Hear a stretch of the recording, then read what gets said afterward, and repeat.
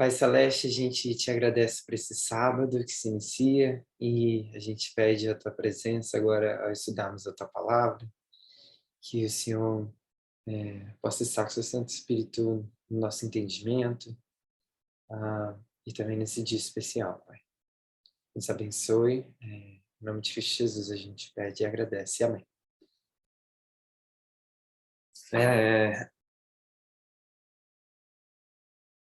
Feliz sábado a todos. Faz um tempo que eu não estudo aqui com vocês, né? Estou muito feliz de estar retornando e hoje eu vou estar compartilhando com vocês algumas coisas que eu vejo que são muito importantes quando a gente vai pregar, né? Quando a gente vai falar, quando a gente vai se comunicar com alguém. E eu queria compartilhar com vocês a respeito disso. Eu gosto muito da área da comunicação, né? A área que eu atuo profissionalmente. E eu acho que tem algumas coisas, uns princípios muito importantes que a gente precisa conversar. E o motivo que eu trago esse estudo é porque a gente está chegando num momento onde todos nós somos requeridos a ser professores, né? Onde a gente tem que compartilhar com os levitas logo em breve uma mensagem que é muito poderosa, uma mensagem que é muito bonita, mas que também é complexa. E a gente precisa ter aí esse discernimento para saber passar da melhor forma para as pessoas que vão ouvir, né? E eu queria compartilhar um pouco algumas técnicas, eu assim posso dizer, que a gente pode talvez aí melhorar na nossa didática, como que a gente vai falar sobre qualquer assunto. Eu acho que isso interfere muito no nosso dia a dia, assim. Acho que a gente vai conseguir dar uma olhada nisso hoje, tá? Vamos abrir lá em Mateus 13. Mateus 13, a gente vê Jesus ali falando em parábolas. E eu acho que ele usa uma técnica muito interessante, assim. E eu queria que a gente conversasse um pouco sobre essa técnica. Mateus 13, lá no verso 9, ele já terminou de falar ali uma parábola, se não me engano é a parábola das sementes, né, do semeador.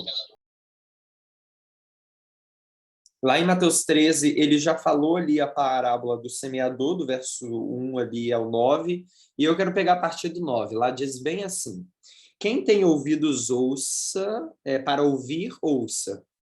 E acercando-lhe deles os discípulos, disseram-lhe: por que lhes falas por parábolas? Ele respondendo disse-lhes: porque a vós é dado conhecer os mistérios do reino dos céus, mas a eles não é dado. Então é uma coisa ali um pouco provocativa, né? Tipo assim, vocês é dado a conhecer o mistério dos reinos dos céus, mas a eles, quem são eles? Os fariseus, não é isso? A eles não é dado. Porque aquele que tem se dará e terá em abundância, mas aquele que não tem, até aquilo que tem, lhe será tirado. Vamos no verso 13. Por isso lhes falo por parábolas, porque eles vendo não veem, ouvindo e ouvindo não ouvem nem compreendem. Tá? Uma pergunta: quem não entendeu as parábolas? Foram os fariseus ou foram os discípulos?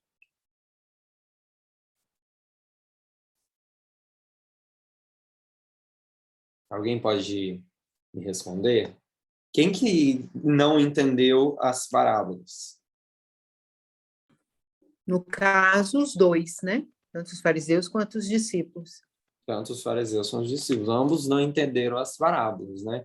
Muitas das vezes, os fariseus entendiam, porque era uma repreensão a àquilo que eles faziam, né? Então a carapuça caía ali para eles, eles entendiam. Mas aqui realmente ambos ali não entenderam.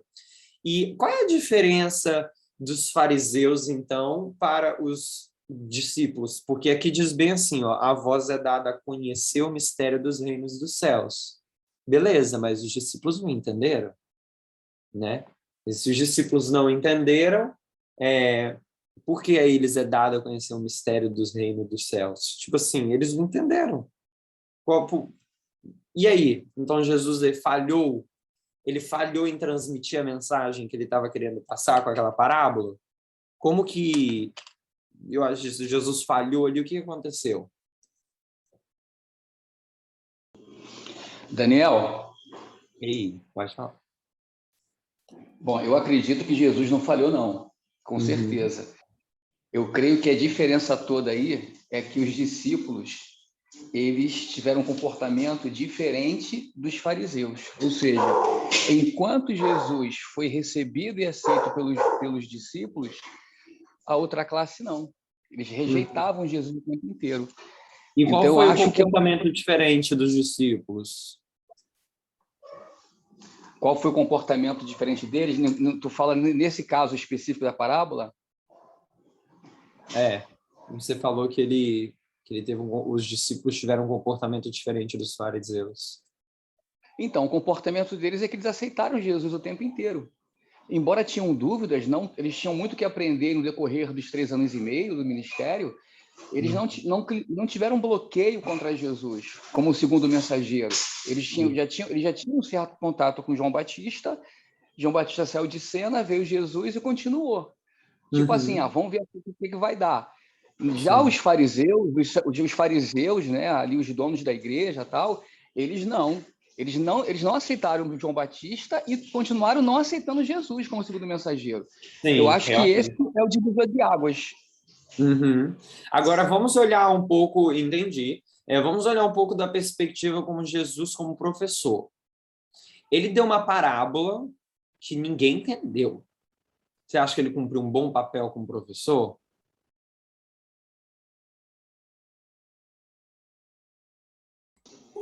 Eu acho que sim. Por quê, Carla? Porque ele fez o que um bom professor faz, ele instiga a dúvida. Olha só, interessante, Carla. Exatamente. A gente vê que Jesus ali, ele não está querendo dar resposta para ninguém. O que ele estava querendo fazer? Ele estava querendo instigar as pessoas a ir atrás, não é isso?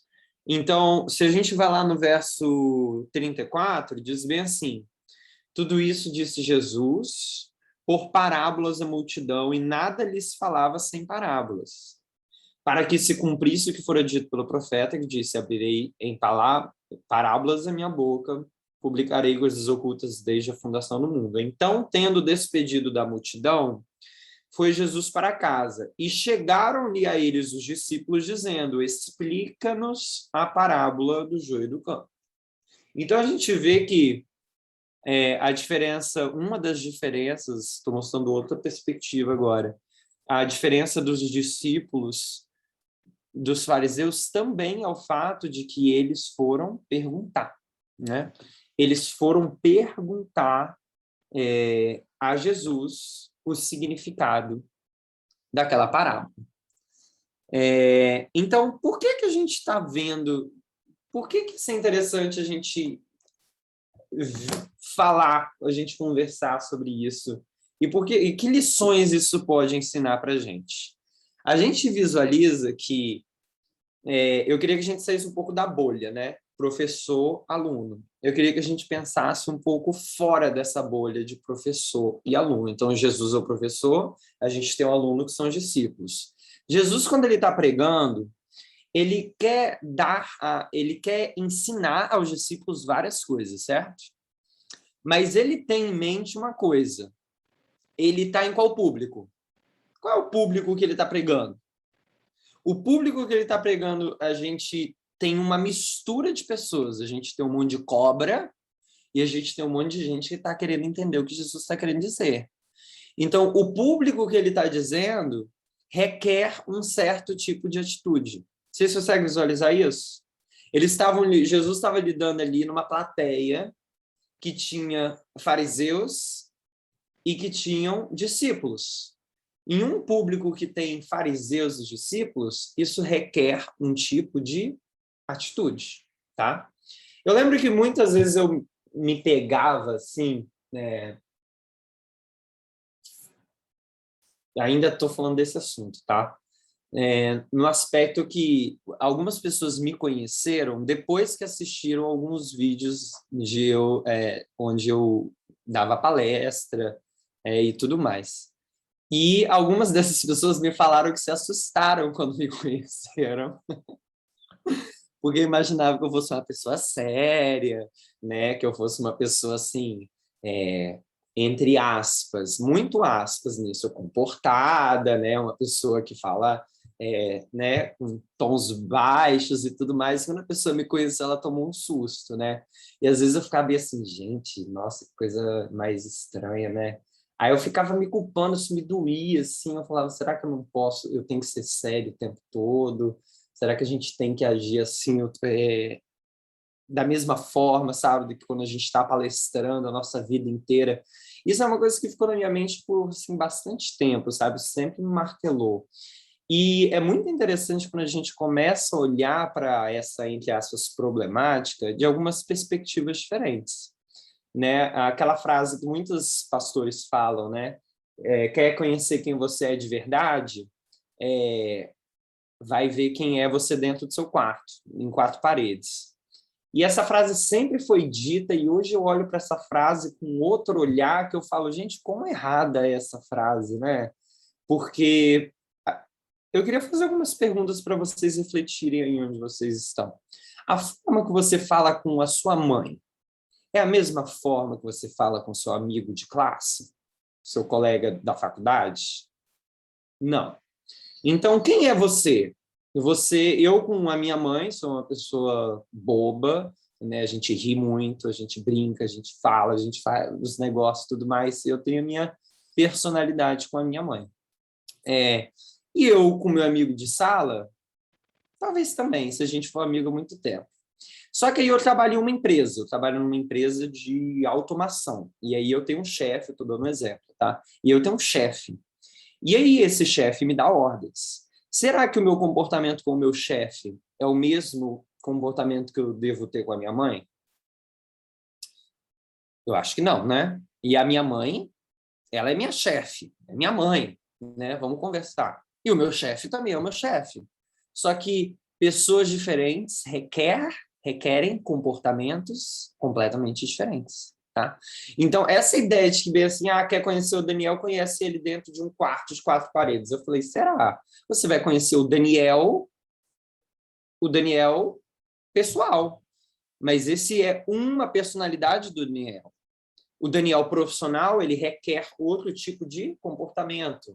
O meu comportamento na frente de um presidente da República é diferente do comportamento que eu tenho que ter do lado do meu irmão. E isso tudo é parte do que forma o que é você. Você não é uma pessoa só, você não é só um comportamento. Você tem que exigir comportamentos diferentes de acordo com as pessoas com que você se encontra e os ambientes que você se encontra. Se você for visualizar, por exemplo, um casal trabalha junto, ok?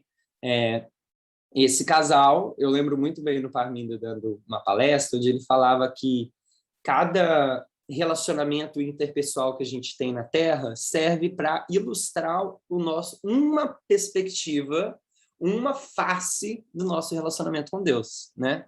Jesus, ele é o nosso irmão, não é isso? Mas Jesus também é nosso esposo, porque nós somos a igreja, ele é o esposo. Então, a gente tem um relacionamento de casamento com Cristo, ao mesmo tempo que ele é o nosso irmão. Isso quer dizer que a gente está fazendo incesto? Não, são duas coisas completamente diferentes. São duas situações que nos ensinam perspectivas diferentes a respeito do nosso relacionamento com Cristo. E isso a gente tem que entender no nosso dia a dia. Se eu estou casado com uma pessoa, e aí a gente mora junto, tá? Estou casado com fulano, eu moro junto com essa pessoa. Eu lembro muito, é muito interessante esse exemplo. Era mais ou menos assim. Eu tenho habilidades na cozinha, tá? Estou dando um exemplo, mais uma vez. Eu tenho habilidades na cozinha. E aí eu chamo o meu cônjuge, e aí, para me ajudar a fazer o almoço. O meu cônjuge, ele deve fazer o quê? Ele deve se submeter, o quê? Às minhas ordens, porque eu sou um especialista na cozinha.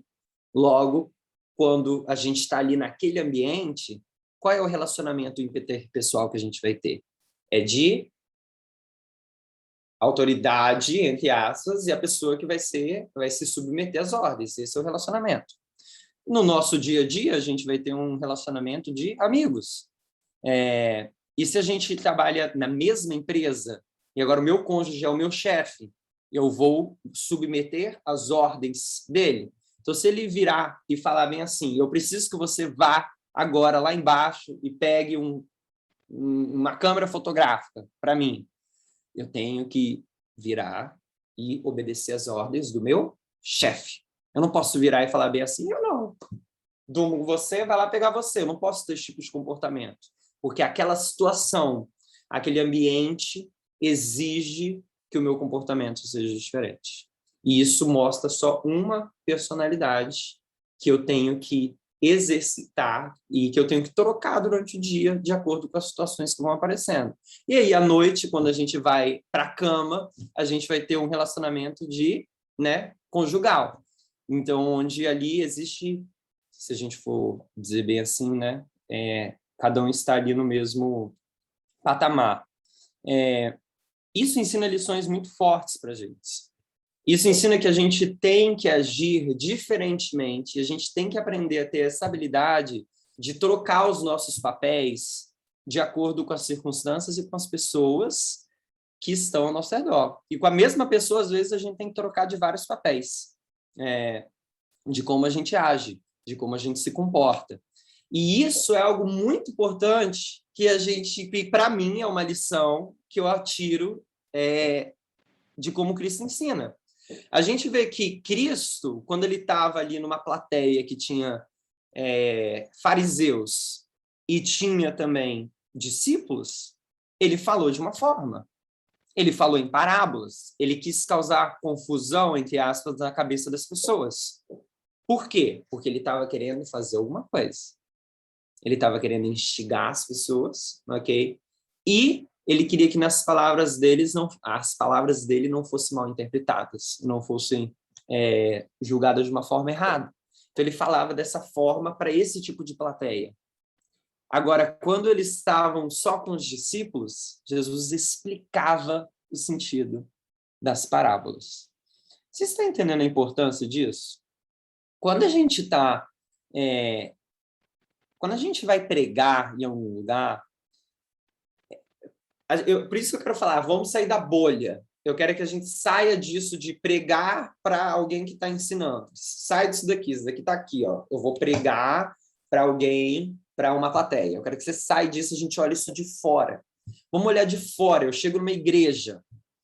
Eu tenho 1 hora para pregar. Eu tenho um monte de adventista que nunca ouviu falar da mensagem. Eu não vou conseguir explicar o plano da salvação em 1 hora. Então, eu tenho que ir para essa pregação tendo em mente as pessoas que estão ali, sabendo que as pessoas que estão ali são adventistas, que nunca ouviram falar da mensagem, a minha forma de pregar deve ser diferente do que se eu for dar uma palestra para um monte de sacerdotes. Consegue visualizar? E isso não quer dizer que você é falso. Isso não quer dizer que você é 2 folhas, né? Não, como é que é a expressão que fala, gente? Que você é uma pessoa dentro de 4 paredes e você é uma pessoa fora de 4 paredes. Realmente, você tem que ser várias pessoas, né? Você tem que ser irmão, você tem que ser irmão de Cristo, você tem que ser esposo de Cristo, você tem que ser filho de Cristo. A gente tem que ser vários papéis diferentes na nossa vida. E assim também quando a gente vai pregar. Né? A primeira coisa que a gente tem que ter em mente é para quem que a gente está falando. A gente está falando para que público? Se a gente está falando para esse público, agora eu vou mais uma vez um pouquinho fora da caixa. O que eu quero falar para esse público? E quando eu acho que eu usei uma palavra que na língua portuguesa vai ficar ruim. Não é o que eu quero falar para esse público, é o que eu quero comunicar a esse público. O que eu quero despertar nesse público? entendeu? Falar é muito raso, porque falar, eu tô aqui falando para você, eu tô falando muita coisa além das minhas palavras, tá? Eu tô falando muitas coisas além daquilo que eu tô dizendo. Então, a gente precisa ter em mente quem que a gente está falando. Essa é a primeira coisa que eu queria que a gente aprendesse, que a gente tirasse dessa parte aqui que a gente viu. Jesus, ele sabia que ele estava falando para uma raça de víboras, por um monte de víbora. Então, por isso ele agiu daquela forma. Então, a gente sabe, quando a gente está pregando em um lugar, a gente tem que ter em mente com quem que a gente está conversando. E outra, o objetivo dele não era ensinar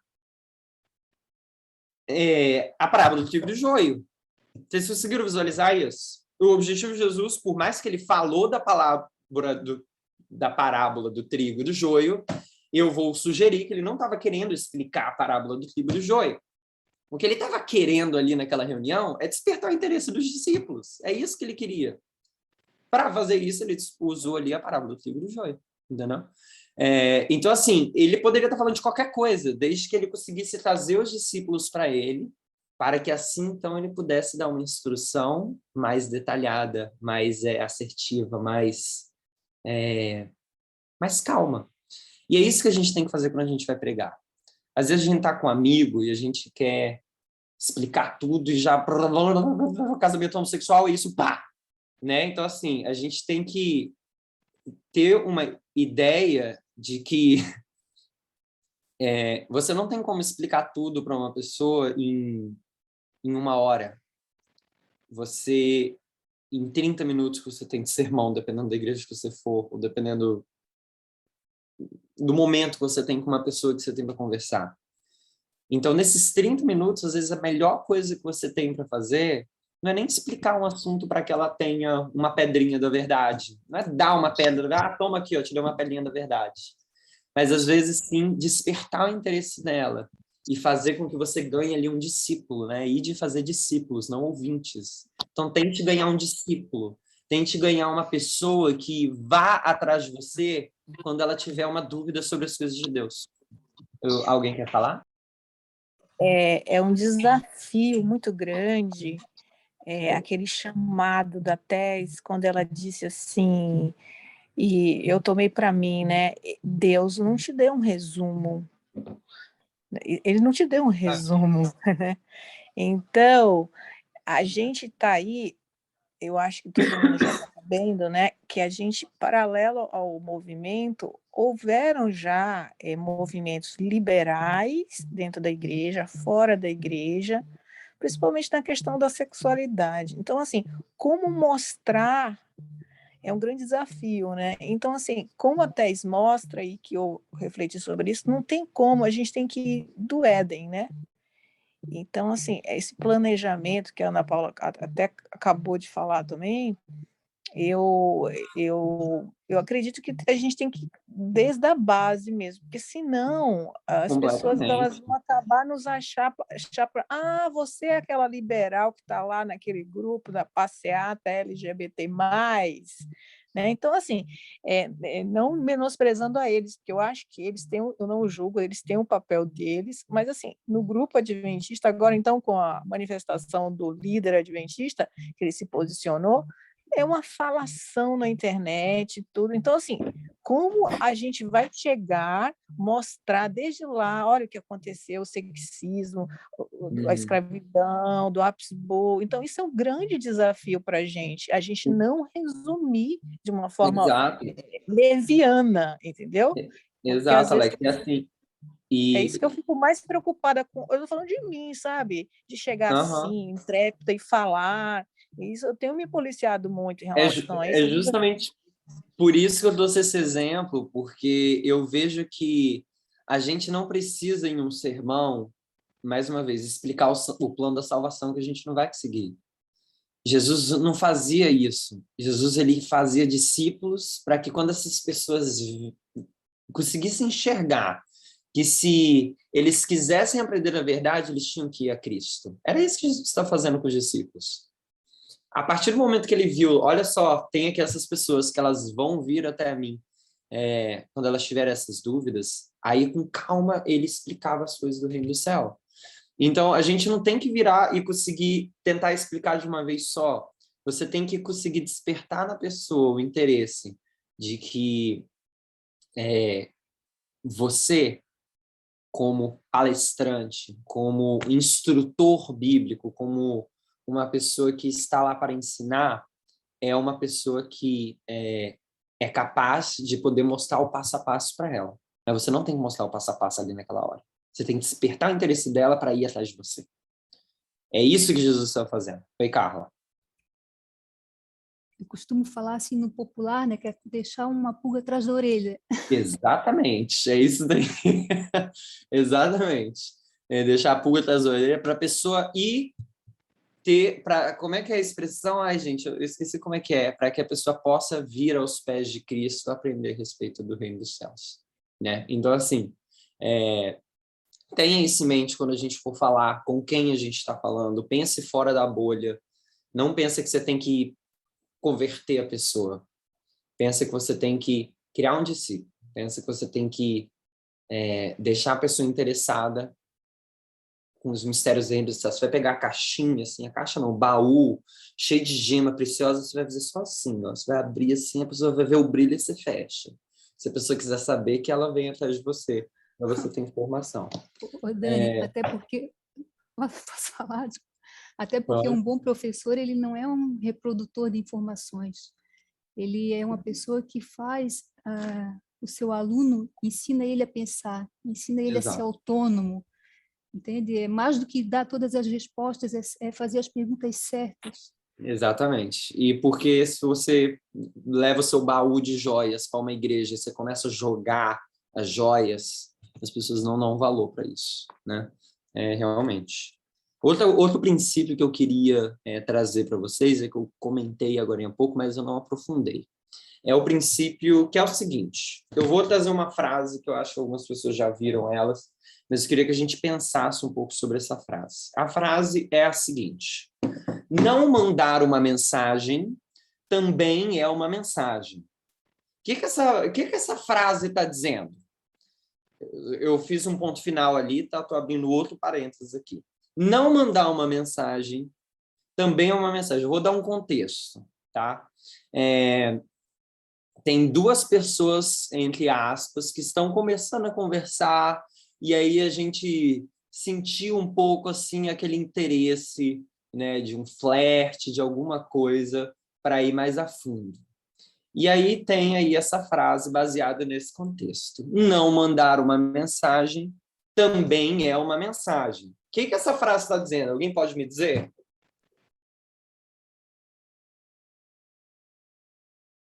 Eu creio que pode estar mais associada à falta de interesse, talvez. O não enviar uma mensagem é dizer que talvez você não esteja interessado. Isso, a meu ver, ok? É exatamente isso. Só que isso... Então, se eu não mando uma mensagem, isso quer dizer que eu não tenho interesse, tá?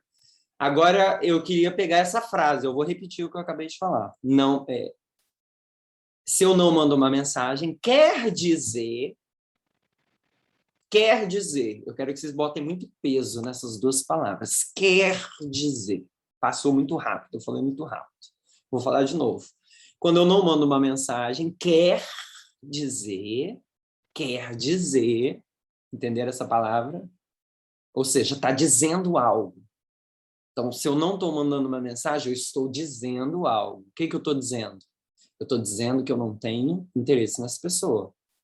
Conseguiram visualizar? Eu vou usar outra palavra que fica, eu acho, mais assertiva. Se você não manda uma mensagem para uma pessoa, você está comunicando algo.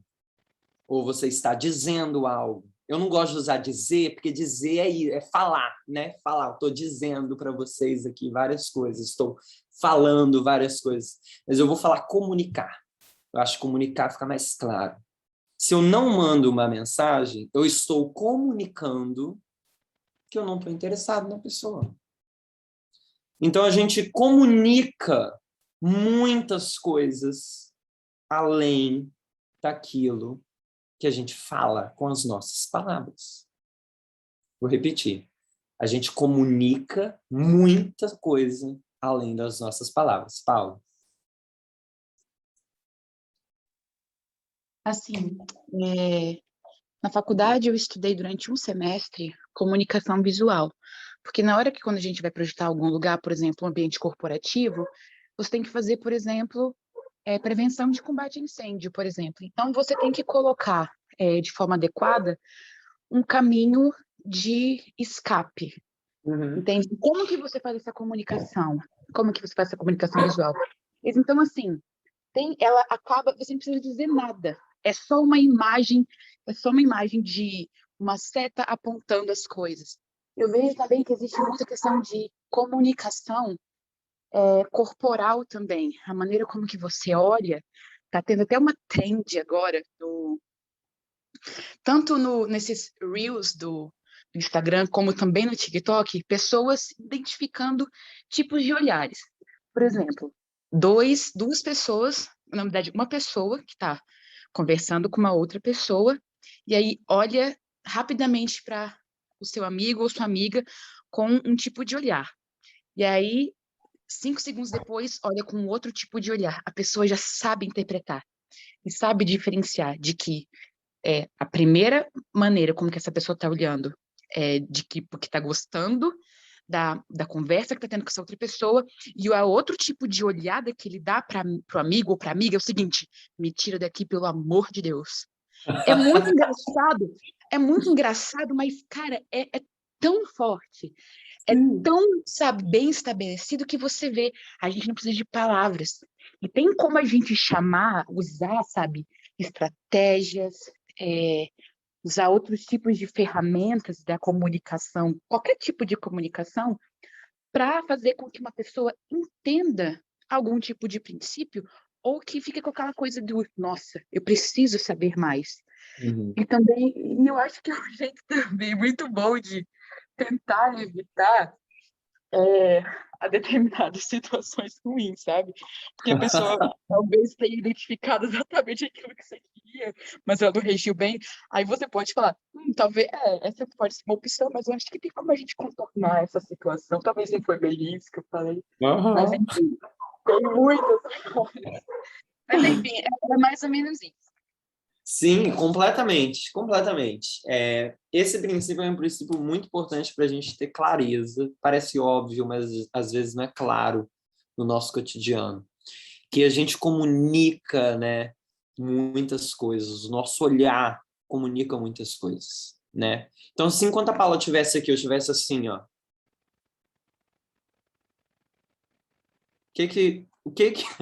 O que eu estaria dizendo sem as minhas palavras? A Paula está falando, né? Então, o meu olhar, como ela deu exemplo, comunica várias coisas. E a gente tem que entender isso, porque às vezes a gente vai para um púlpito, ou a gente vai para um estudo, só querendo comunicar com a boca.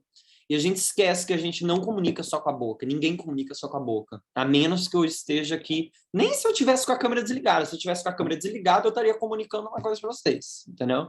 Tipo assim, eu ia deixar um monte de aí, por que esse cara tá com a câmera desligada, o que tá acontecendo? Então assim, a gente não comunica só com a boca.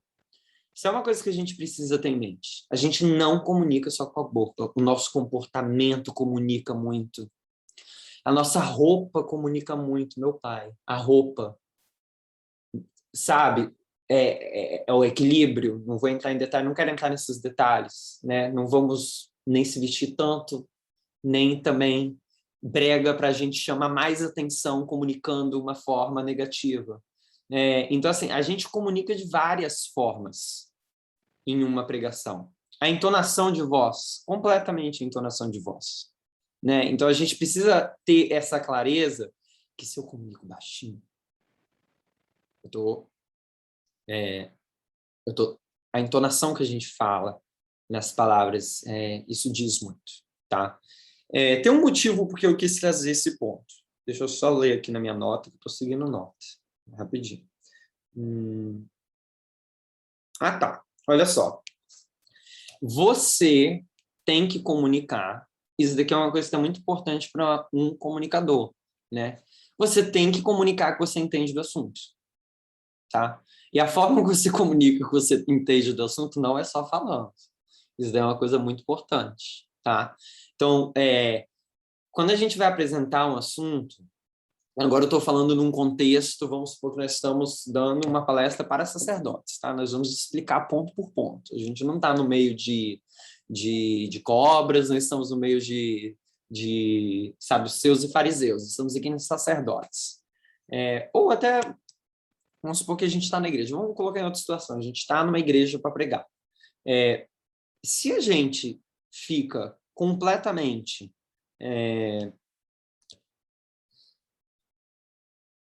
como que eu posso colocar isso em palavras?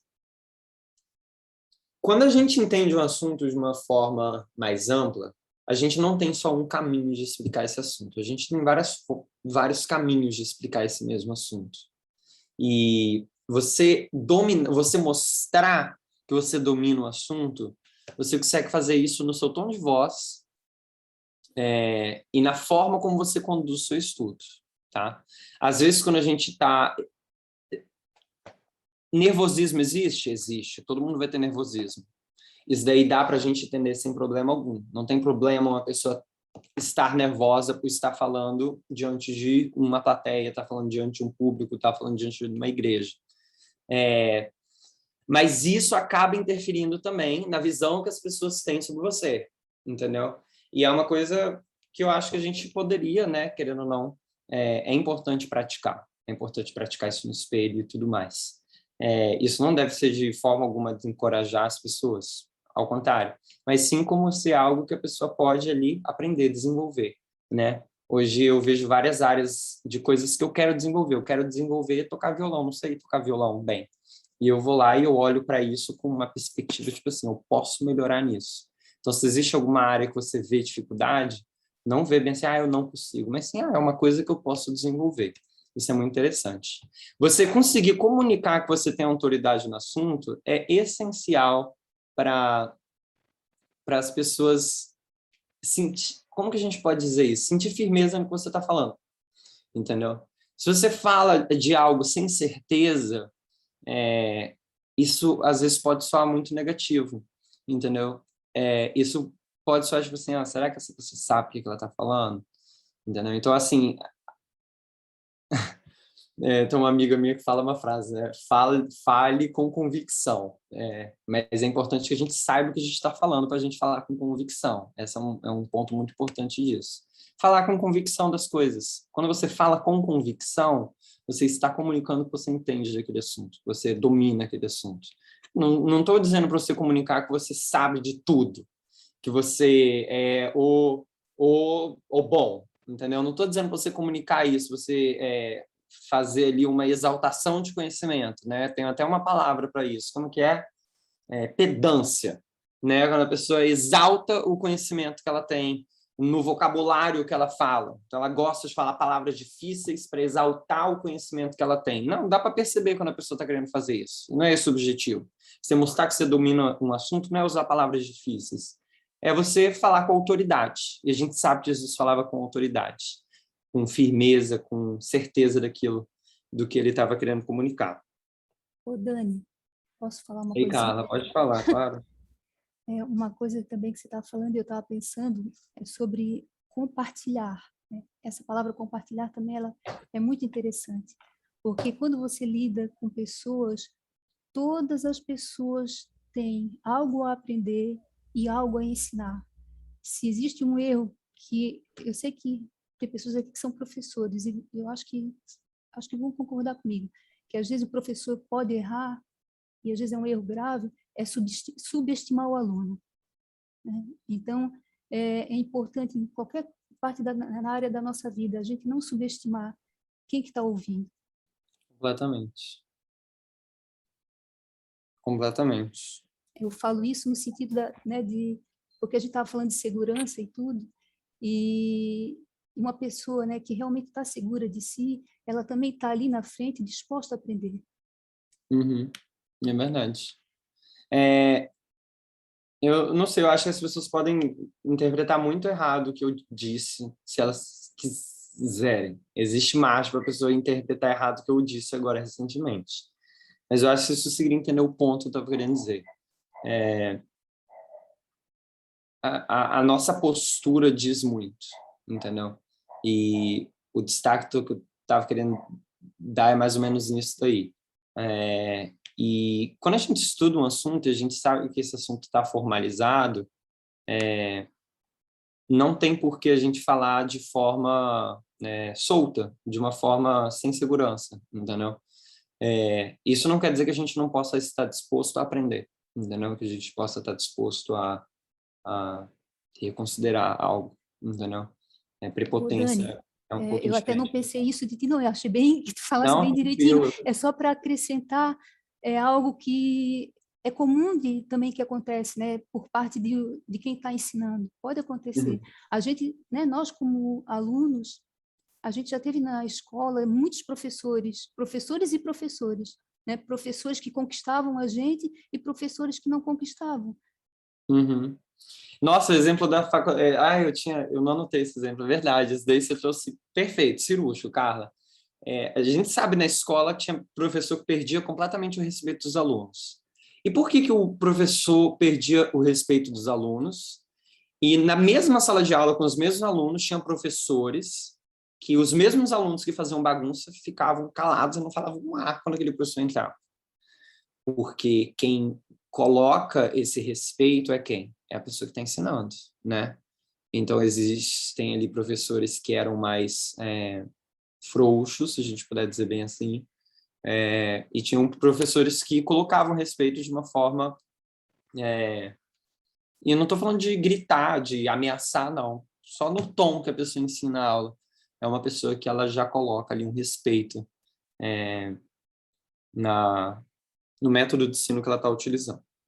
Eu falei de duas coisas aqui principais, que eu estou fechando esse segundo tópico. O primeiro é, pessoas diferentes requerem,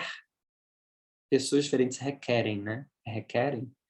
Pessoas diferentes, públicos diferentes, requerem atitudes diferentes, tá? Então, se a gente está falando numa igreja gigante, a gente tem 30 minutos, a gente tem que olha esse contexto todo. Para quem que a gente está falando, o tempo que a gente está falando, e o que você vai fazer com esses 30 minutos, né? Você vai pregar o plano da salvação para a pessoa inteira ali? Você não vai conseguir fazer isso. Então, desperte, que faça discípulos. Desperte o interesse das pessoas. Não vá lá tentando ensinar a homossexualidade e como que Deus vê isso, que você não vai conseguir fazer isso em 30 minutos. Então, isso tudo depende de com quem você está e o contexto que você está. Se você está falando para sua mãe, se está falando para os sacerdotes, todos eles exigem comportamentos diferentes. Assim como no nosso dia a dia, a gente conversa com o chefe, diferentemente da forma que a gente conversa com o nosso irmão. Segundo, a gente fala muito além das nossas palavras, a gente comunica muitas coisas além das nossas palavras. E isso entra em vários aspectos da nossa vida. O horário que a gente chega, quando a gente marcou, né, a roupa que a gente está, o tom de voz, entendeu? A forma que a gente olha para as pessoas. Tudo isso está comunicando muito além daquilo que eu estou dizendo. Entendeu? Então, eu estou falando várias coisas aqui e a gente acaba comunicando várias outras. Então, vamos pregar, vamos levar essa mensagem para as pessoas, entendendo que a gente está ali e quando chega uma senhora do lado e não tem lugar para sentar e você levanta para essa senhora sentar, você está comunicando muita coisa ali. Você está comunicando de você, nas suas atitudes, quando você chega na igreja, entendeu? Você chega na igreja e aí é uma série de palestras e te convidaram para dar uma palestra. Na hora dos outros palestrantes, a gente está ali, ó, tá assim. O que você está comunicando? A minha palestra é boa, esse pessoal não sabe o que eu estou falando. Não é isso que eu estou comunicando? Você tem 5 palestras. E durante a palestra o pessoal fica assim. Entendeu? Então a gente comunica muita coisa as nossas atitudes. É uma parábola viva. Perfeito, cara. Então, assim, a gente tem que ter isso em mente. Porque a gente está em um ambiente, a gente está comunicando 300 milhões de coisas sem abrir a boca. A gente tem que ter ciência disso. Quando a gente está indo fazer uma palestra. Se eu estivesse com um quarto todo bagunçado aqui, o que eu ia estar comunicando para vocês, né? Então, assim, várias coisas a gente precisa ter isso em mente. O outro ponto que eu queria falar é sobre assunto. No final, eu tenho 10 minutos. que agora vai mais necessariamente sobre quando a gente está dando uma palestra de um tema, né? E isso daí é uma coisa que, para mim, é muito chave, sempre que eu vou pregar, eu queria compartilhar com vocês, que é o que eu chamo de ciclos, né? Ciclos precisam ser fechados. Essa é a terceira coisa que eu estou querendo trazer aqui para vocês. Quando você sai de casa e você vai para o trabalho, você fica pensando bem assim, eu fechei a porta, eu fechei a porta, eu fechei a porta, eu fechei a porta. Não sei. Você tem uma memória boa, não sei, talvez não. Entendeu? Quando você fecha a porta e você sai, fecha um ciclo na sua cabeça. Você não vai ficar pensando mais naquilo, se você gravar aquilo. Não apaguei a luz, fechei a porta, fechou. Você vai trabalhar o seu dia, você vai voltar para casa e é isso aí, entendeu? Então, assim, eu entrei numa caverna recentemente, eu tive que fazer um trabalho de uma gravação numa caverna. E aí eu ficava assim, gente, existe a possibilidade de saída. Só esse pensamento me deixava, tipo assim, não, tá tranquilo. Agora, se caísse alguma coisa, ele fechasse, saída. Não tem mais saída. Aí, tipo assim, opa, sua cabeça já tá pensando naquilo o tempo todo. Entendeu?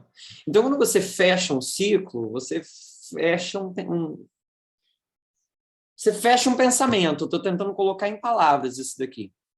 Por que eu tô querendo fazer isso para uma palestra?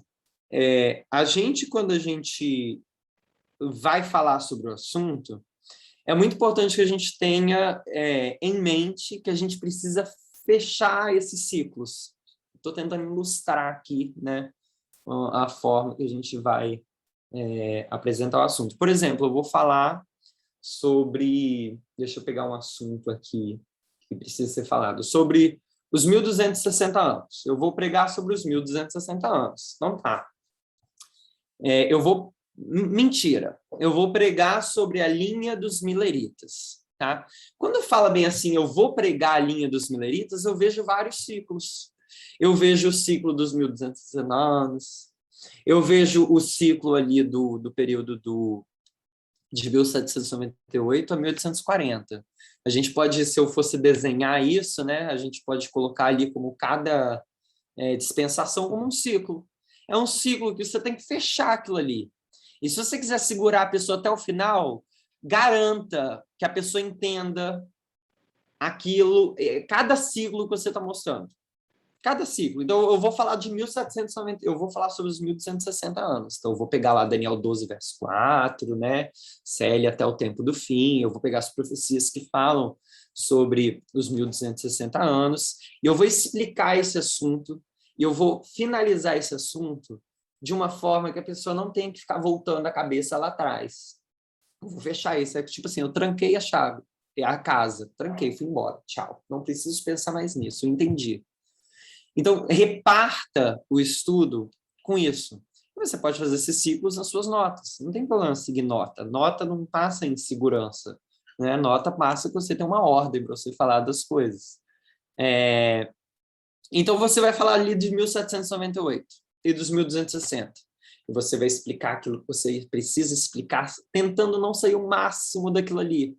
Porque muitas vezes, quando a gente está pregando, a gente quer fazer desvio, e os desvios confundem a cabeça das pessoas, né? Às vezes a gente está ali no meio da palestra, e por que isso? Você vai ver lá na frente, quando eu estiver falando de 1844, meu querido, você nem começou a falar de 1844, para que você vai citar lá na frente 1844? Quando você estiver lá falando de 1844, você volta e cita aquilo que você já mencionou, que está tão amarradinho para a pessoa que ela não... Vai ser fácil. Agora, se você fica falando do que você vai falar, você só está dizendo para a pessoa que vai ter um monte de bolo, um monte de coisa embaraçada ali na cabeça da pessoa. Então, fecha um ciclo de cada vez. Isso daqui eu já estou falando agora num contexto que a gente vai, né, explicar, né, um assunto complexo para uma pessoa que agora veio aos nossos pés, uma pessoa que veio ao seu pé e ela quer aprender mais de Cristo. Então, a gente vai apresentar passo a passo. Então, como pequenos ciclos, como pequenos linhas de raciocínio, vá apresentando para a pessoa. Então, você mostra 1798. E você cria suas notas quando você estudar, né? Crie notas como se fossem notas para apresentar, não notas para você só. É notas para apresentar. Sempre que eu estudo, eu tento criar notas como se eu fosse apresentar. Eu preciso usar esse texto, então está aqui. Se eu for apresentar, eu preciso usar esse texto. Eu preciso usar Daniel 12, verso 4, eu preciso usar Apocalipse 12, verso 6, para falar dos 1260 anos. Eu preciso usar 2 Tessalonicenses 2, do verso 1 ao 8. Eu preciso usar grande conflito 352. Esqueci agora, 358. Ai, gente, esqueci. A gente digita umas palavras-chave e a gente acha. Enfim, então você cria aí essa listinha para você fechar esse assunto. E aí você segue para o próximo passo, para a próxima dispensação, para a próxima parábola. Isso serve com tudo. Você vai explicar a linha da restauração. Tem cada marco lá, devagarzinho. Cada marco, pega os textos que você precisa. Anote os pontos que você precisa afirmar. Qual é o ponto, qual é a pedra, qual é o degrau que você precisa dar com a pessoa, o que ela precisa entender ali naquele marco. Eu não vou só ler um texto, eu estou lendo um texto para que a pessoa entenda alguma coisa. Então, esses ciclos ajudam a gente a entender, a gente a fechar. E o assunto todo, né, ele vai se formando nisso daí. Essa palestra aqui, até agora, eu teria mais algumas coisinhas para falar. Até agora, eu fiz 3 ciclos, né? O primeiro eu falei sobre o nosso contexto, de acordo com o lugar que a gente está, exige comportamentos diferentes. O segundo a gente comunica muita coisa além daquilo que a gente fala. E o terceiro é sobre como a gente destrincha um assunto complicado em linhas de raciocínio que a pessoa consiga, fechei isso daqui, eu vou seguir para o próximo, entendeu? Um de cada vez, um degrau de cada vez. E repetir nunca é demais, eu repito muito. Uma palestra do TED Talks, eu acho que o pessoal quase não repete. Tipo, 10 minutos e repetir é considerado a pessoa prolixa. Eu acho que quando a gente está num contexto que a gente precisa dar uma informação densa para a pessoa, acho que foi algum médico me falou isso, eu não lembro quem é. Parece que na medicina eles tinham uma matéria de que se o paciente não entendeu o remédio que ele para tomar, a culpa é do médico. É matéria de comunicação na medicina. Por quê? A culpa é que você não ensinou da forma correta. Você tem que comunicar de uma forma que a pessoa entenda. E repetir é uma forma muito ótima, muito excelente, para a pessoa gravar aquilo. Quando você está num contexto que você precisa, né, fazer com que a pessoa entenda. Se você está num contexto que nem um dos fariseus lá, aí você só precisa ser provocativo mesmo, entendeu? Só falar um monte de coisa, deixar a pessoa se entender mesmo. Não assim, né? Vocês entenderam o que eu quis dizer. Despertar nas pessoas o interesse. Eu achei que ia ser mais curto do que isso. Tinha alguns pontinhos mais que eu poderia falar. E eu acho que é isso. A gente tem aí 2 minutos. Alguém tem alguma coisa que eu gostaria de falar, a contribuir ou perguntar alguma coisa? A sua opinião sobre o que o Parmindo falou sobre use a sua retórica. Oi? Lembra que o Parminder falou use a sua retórica?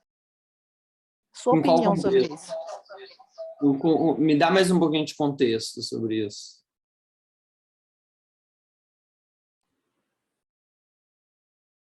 Usar sua retórica me dá liberdade. Você acha que quando ele diz assim, olha, use a sua retórica, quer dizer, cada um tem uma experiência, né? Lógico que eu não vou fugir da linha, da metodologia, mas eu posso usar a minha retórica? Ele falou isso. Use a sua retórica, cada um use a sua. Eu acho que cada um toma. Eu não sei necessariamente qual é esse Retórica é ponto. argumento, né?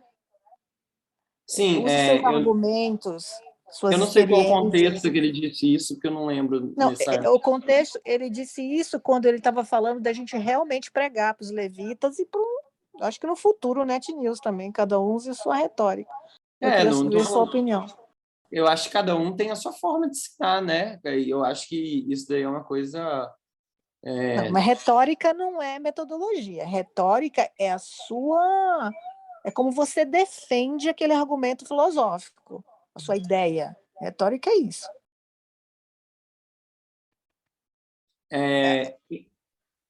eu queria saber se a gente pode ser, até que ponto, eu me policio muito, eu posso ser livre dentro do planejamento que a gente vem seguindo, né, da fidelidade das linhas, até que ponto eu posso usar minha retórica? Eu tenho dúvida sobre isso. Eu, de verdade, eu não sei se eu saberia responder, assim, muito precisamente essa pergunta. É, realmente precisaria assistir a palestra para entender mais os contextos, para conseguir dar uma resposta, assim, de verdade, não tenho como responder agora. Paula, você tinha levantado a mão? Isso.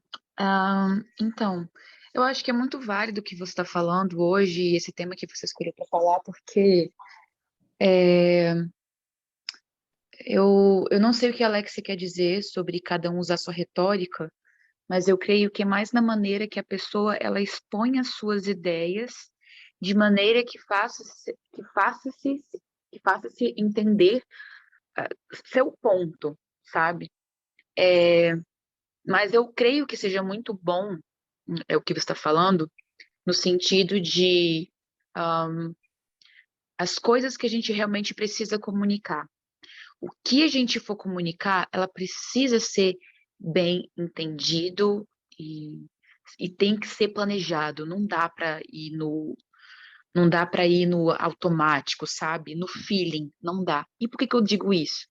Porque na vida natural, ela ela demonstra muito para a gente como a gente se prepara, por exemplo, apresentar um, um determinado assunto numa reunião de trabalho, por exemplo. Você se prepara, você monta uma apresentação, você tem um início, um desenvolvimento, um meio e um fim, entende? Tudo está ligado de maneira que é lógica e, e essa forma de você passar uma ideia pode trazer, às vezes mesmo que você esteja completamente errado, mas a pessoa ela vai entender qual é a ideia que você está passando. E aí ela vai ter espaço, então, para refutar aquela ideia baseada em princípio A ou B. Mas, realmente, o que você colocou sobre construir uma temática e fazer associações baseado num tema específico, como você estava demonstrando, sei lá, com 1798, por exemplo, eu acho que isso é realmente muito válido. E a gente tem que levar bem a sério quando a gente começar a passar isso para frente. E o que a gente faz aqui toda sexta-feira, todo sábado de manhã, durante a escola sabatina e culto, é uma forma da gente praticar entre a gente como a gente pode melhor passar as ideias de maneira que a gente consiga se fazer entender, sabe? E eu acho isso. Então, assim, eu acho que é muito pertinente o assunto que você trouxe hoje. Pedro, você tinha levantado a mão também? Sou eu. É só em relação ao que a Alexa estava comentando. Eu acho, posso estar enganada, até porque o Parminder tem muitas palestras, mas que ele falou isso mais ou menos no contexto que eu lembro de alguma coisa falando que a gente não ia chegar a abrir os versos que falam na Bíblia sobre homossexualidade e, tipo, jogando isso na cabeça das pessoas, entendeu? Simplesmente essa ia ser a nossa forma de explicar. Eu acho que foi mais... Eu lembro desse contexto, que a gente tem que usar os nossos argumentos, o contexto que nós estivermos inseridos, né? As nossas vivências e conhecimentos, mas, claro, tudo aquilo embasado na mensagem. É isso que eu lembro. Mas o que eu acho? Eu acho que essas coisas que o Parminder fala são mais para nos provocar o questionamento do que nos dar uma resposta fixa, que a gente já sabe exatamente o que o Parminder quer dizer. O Parminder geralmente constrói as coisas e fala coisas para que a gente se questione e enfim, para gerar rebuliço, para depois gerar alguma coisa, né? Na gente, assim, enfim. Então, eu acho que é isso. E eu acho que também, mas a tese, ela dá, né, a Alexia falou sobre qual que é o limite, enfim. A tese, ela deu alguns direcionamentos dessa última mini campal que teve, por exemplo, ela falou que não é para a gente chegar e falando para as pessoas sobre a questão LGBT e do movimento, que tem que entrar, e que a gente está aprovando o casamento gay. Ela falou que Deus cuidou da gente, né, em 32 anos, trouxe essa mensagem que temos hoje. Então, a gente tem que levar as pessoas aos poucos, né? Como você falou, que tem que construir uma mensagem, assim como se você vai falar sobre os 1260, você vai construir a ideia, não vai chegando direto falando que o Papa é a besta, enfim. sem construir. Então, ela falou sobre a construção, foi falar sobre igualdade, sobre Toruapes, enfim, sobre as histórias do papado, as histórias do protestantismo, da igreja adventista, para depois, então, a pessoa entender, fazer sentido. Então, acho que tem um limite.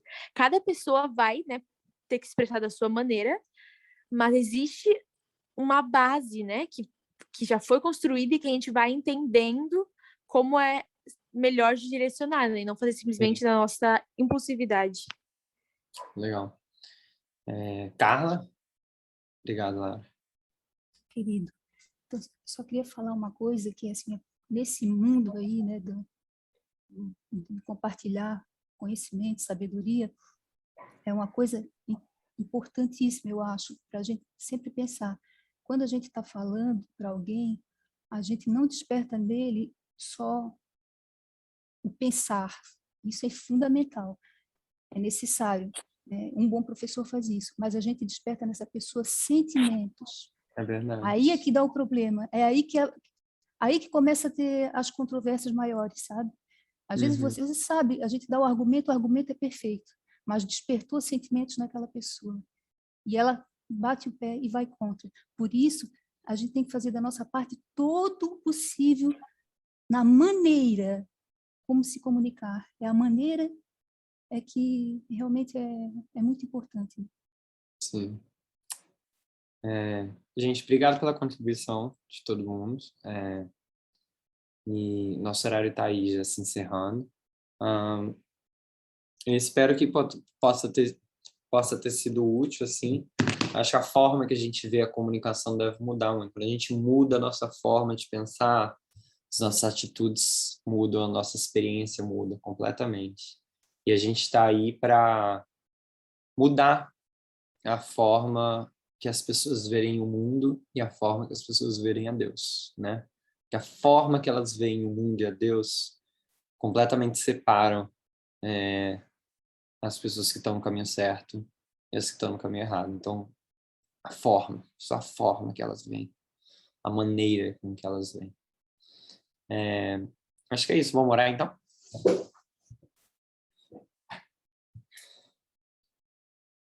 Pai Celeste, a gente te agradece por poder começar o sábado estudando e vendo como que o Senhor ensinou, Pai.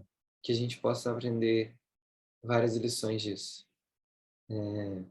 A gente tem um grande trabalho para frente para ser feito e a gente tem que ser astuto como as cobras e manso ao mesmo tempo. Peço que o Senhor possa nos direcionar sempre que a gente for ensinar, sempre que a gente estiver numa posição de professor, que a gente estiver numa posição na qual a gente tem que compartilhar das verdades celestiais, a gente possa lembrar que a gente é detentor, o Senhor confiou nas nossas mãos verdades muito preciosas e ajude-nos a fazer o bom uso delas ao apresentar para as pessoas. A gente não segue as pessoas abrindo a caixa de uma vez.